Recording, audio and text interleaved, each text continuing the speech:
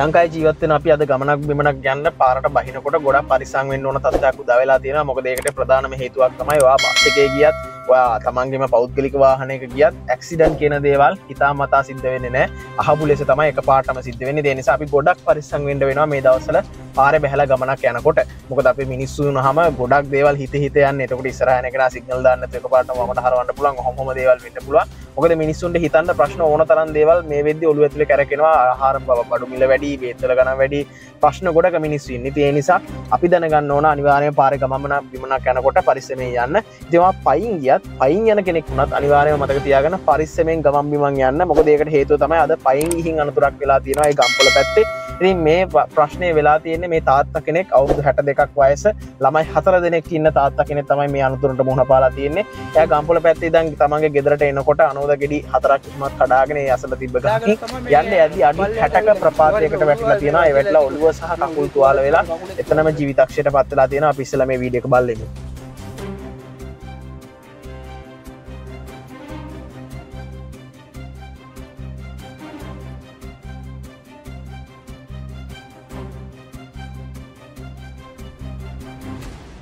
මේ පාර පටුයි පාරේ අවදානම නිසා තමයි මේ පුද්ගලයා මෙතනින් පහළට වැටලා තියෙන්නේ.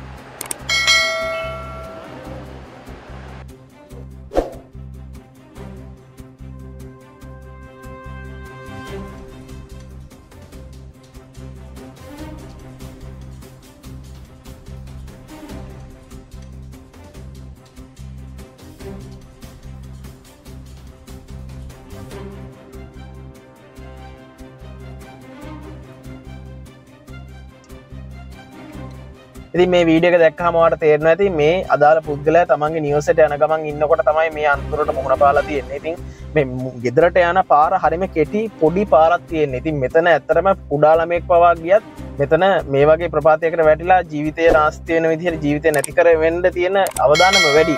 ඉතින් එහෙම වුණාම තමන්ට සල්ලි නැතිනම් මේ වගේ තැනකට අත්තටක් ගහගෙන මේක පාර ටිකක් ලොකු කරගන්න අඩුම තරමේ මේ පුද්ගලයා ඇතුළේ මේ කට්ටියට පුළුවන්කමක් තිබ්බනම් අදාළ බලධාරීන් ප්‍රාදේශීය සභාවට ගිහිල්ලා හරි මේ සම්බන්ධව දැනුවත් කිරීමක් කරලා නැත්නම් මාධ්‍යට කියලා හරි මේ සම්බන්ධව දැනුවත් කිරීමක් කරා නම් අඩුම තරමේ කවුරු හරි කෙනෙක් ඉදිරිපත් වෙලා අනිවාර්යයෙන්ම මේ අත්තටක් මෙතන ගහලා දෙන්න හැකියාවක් තිබ්බා. එහෙම වුණා නම් අනිවාර්යයෙන්ම මේ ජීවිතය අද රැකිලා. ඉතින් ඔයා දැනුවත්ව සමහර විට ඔයා ඉන්න ගමේ ඔයා ඉන්න නගරේ මේ වගේ තැන් ඇති මේ වගේ පාලම් ඇති මේ සම්බන්ධව ඔයාට දරන අදහසක් ඇති ජීවිත අවදානමක් තියෙන ජන ජීවිත අසීරුතාවයකට පත් වෙලා තියෙන මේ වගේ මාර්ග තියෙනවා නම් අනිවාර්යයෙන්ම පල්ලෙහාන් කමෙන්ට් සෙක්ෂන් එකේ ටයිප් කරන්න. අපි ඒ ගැන හොයලා බලලා පුළුවන් විදිහට දැනුවත් කිරීමක් කරන්න.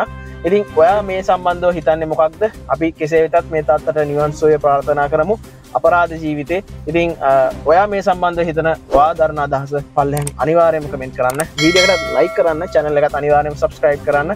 අපි තවත් මේ වගේ වීඩියෝ එකකින් හම්බෙමු. එන එතකන් ඔයාලා හැමෝටම ජය වේවා.